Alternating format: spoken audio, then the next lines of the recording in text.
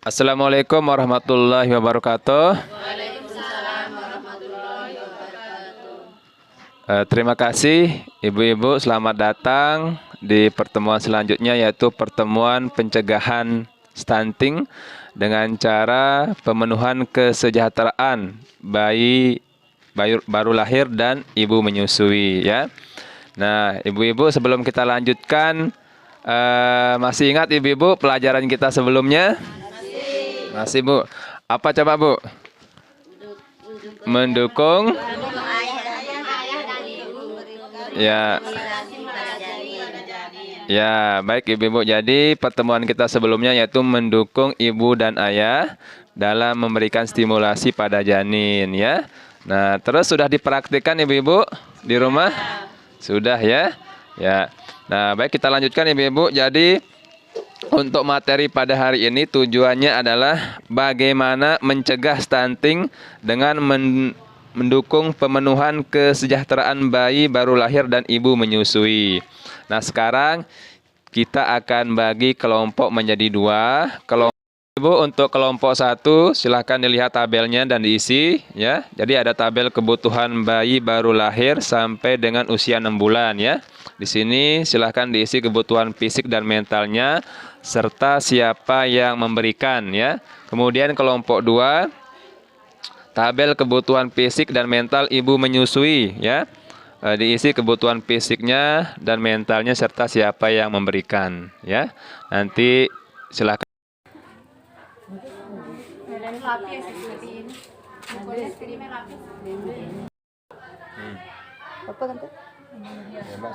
Kebutuhan bayi baru lahir sampai dengan usia 6 bulan. Kebutuhan fisik, pemberian ASI eksklusif yang memberikan ibu. Inisiasi menyusui dini IMD yang memberikan ibu. Kebutuhan mental, pemberian kasih sayang yang memberikan ayah dan ibu. Kebutuhan fisik dan mental ibu menyusui. Pemenuhan kebutuhan gizi yang cukup sehingga ibu bisa memberikan ASI eksklusif. Siapa yang memberikan? Ayah dan keluarga. Kebutuhan mental, pemberian kasih sayang. Baik, Ibu-ibu, kira-kira ada yang mau menambahkan dari hasil diskusi yang tadi kita diskusikan? Ya, oke Ibu, dari ketua kelompok 1 ya, ingin menambahkan nanti diskusi untuk kelompok 2. Kemudian dari kelompok 2 ada yang menambahkan untuk tugas dari kelompok 1? Ya, nanti kita bahas bersama.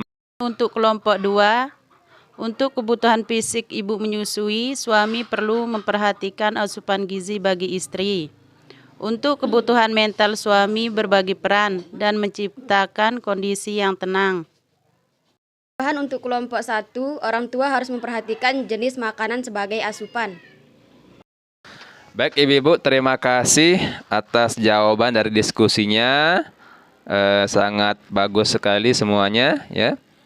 Kemudian, apakah pemenuhan kebutuhan bayi baru lahir dan ibu menyusui sudah terjadi di keluarganya Ibu-ibu atau masyarakat? Sudah ya, sudah dipraktikkan.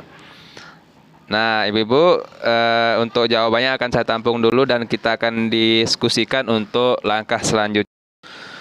Baik Ibu-ibu, untuk kesimpulannya, kesejahteraan bayi baru lahir yang harus dipenuhi orang tua adalah IMD dan pemberian ASI eksklusif sebagai kebutuhan fisiknya dan kasih sayang sebagai kebutuhan mental.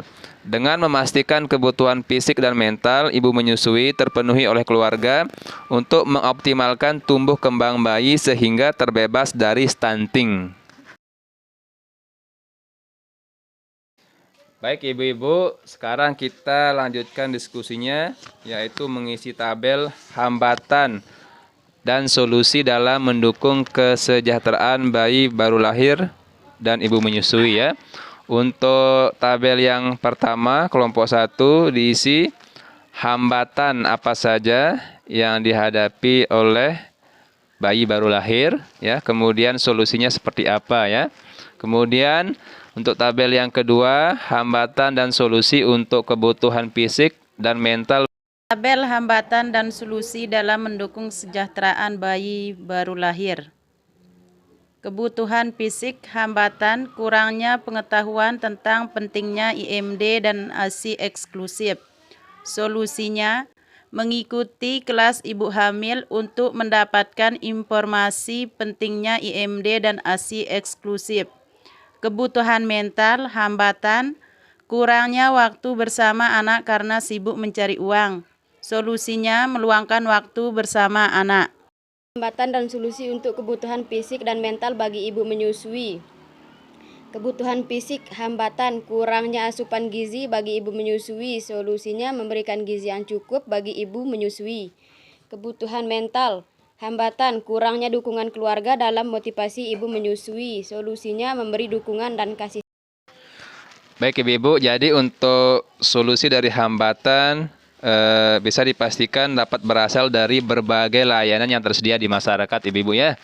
Nah Ibu-Ibu, kebutuhan fisik dan mental bagi bayi baru lahir dan ibu menyusui dapat terpenuhi dengan memanfaatkan layanan yang tersedia di masyarakat. Misalnya posyandu, puskesmas, PAUD, BKB ataupun program bantuan sosial bagi keluarga penerima manfaat atau KPM berupa program sembako, kegiatan P2K2, pertemuan-pertemuan yang diselenggarakan untuk mendukung kapasitas keluarga. Ya.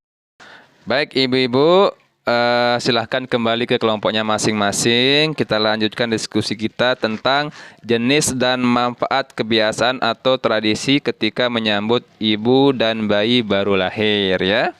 Ya, nanti silahkan berdiskusi.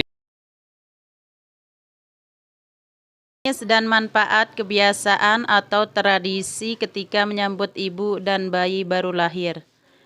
Ibu dan keluarga lain dapat memberikan pijat sederhana pada bayi karena sentuhan yang hangat dari orang tua membantu perkembangan bayi. Dan manfaat kebiasaan atau tradisi ketika menyambut ibu dan bayi baru lahir. Ibu menyusui mengkonsumsi jamu dan daun katuk untuk kelancaran ASI. Baik Ibu-Ibu, terima kasih atas jawabannya, atas hasil diskusinya. Semua jawabannya bagus, luar biasa, dan sangat bermanfaat. Tepuk tangan buat kita semua Ibu-Ibu. Baik, kita lanjutkan. Jadi Ibu-Ibu, kesimpulan untuk diskusi kita yang pertama, keluarga dan lingkungan harus bijak dalam memilih tradisi yang dapat mendukung tumbuh kembang bayi untuk mencegah stunting ya.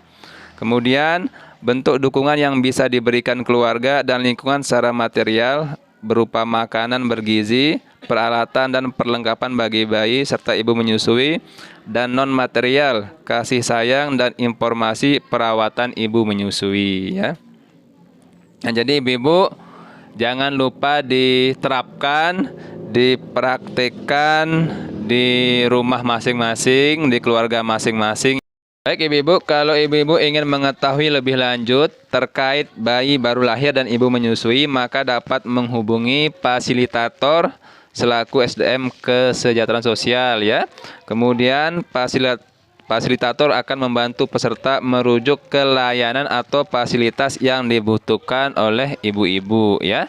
Nah, misalnya nanti kalau ada kendala, hambatan-hambatan, bisa ditanyakan sama pendamping PKH, sama ibu-ibu kader posyandu, ataupun dengan ibu bidan. Nah, nanti bisa dirujuk ya, kemana fasilitas kesehatan yang diperlukan ya.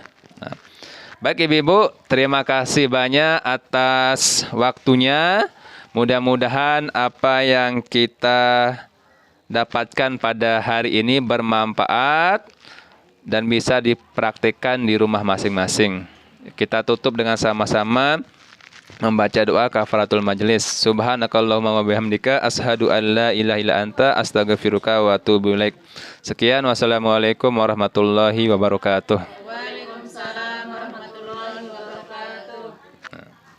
Anak Indonesia sehat, cerdas dan tidak stunting.